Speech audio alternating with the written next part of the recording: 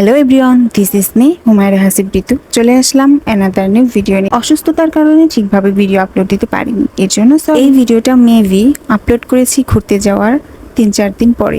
আজকে আমরা গিয়েছিলাম সিরাজগঞ্জে। এর রিজন ছিল দুইটা: এক, মন ফ্রেশ করার জন্য, এবং দুই, আমাদের দুজনের কিছু টুকিটাকি শপিং। প্রথমে গিয়েই আমার হাজব্যান্ড তার জন্য কিছু শার্ট টি শার্ট কেনে।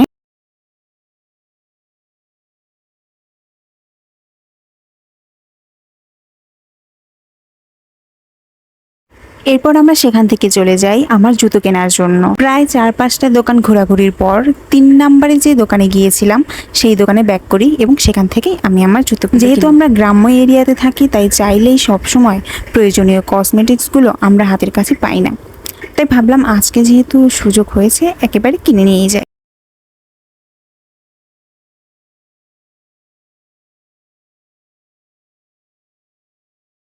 এরপর সব কেনাকাটা শেষ করে আমরা চলে যাই ক্লোজারে। আর আজকের ওয়েদারটাও ছিল অনেক বেশি সুন্দর, যদিও একটুও বাতাস ছিল না, কিন্তু ব্যাপার না। প্রায় অনেকক্ষণ ঘোরাঘুরির পর দুজনেই হাংরি এবং টায়ার্ড ছিলাম, তাই ঠিক করলাম কিছু খাওয়া দাওয়া করি। সো প্রথমেই আলুর চপ নিলাম। এরপর পাশেই দেখলাম এতগুলা বাদাম, কিন্তু দোকানদার ছিল না। এরপর খেলাম শরবত, যেটা খেয়ে সারা রাত আমার ঠান্ডায় কষ্ট করতে হয়েছে।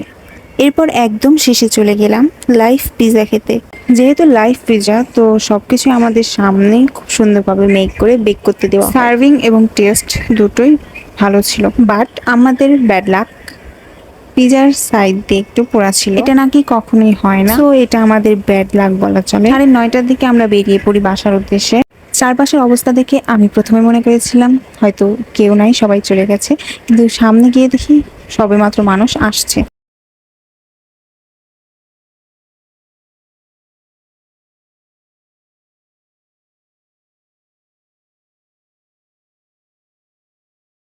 এরপর আমার জামাই মনে হলো মিষ্টি কিছু নেওয়া দরকার, তাই কড্ডায় গিয়ে আমরা কাটারি ভোগ, রসমালাই এবং সন্দেশ নিয়ে নিলাম।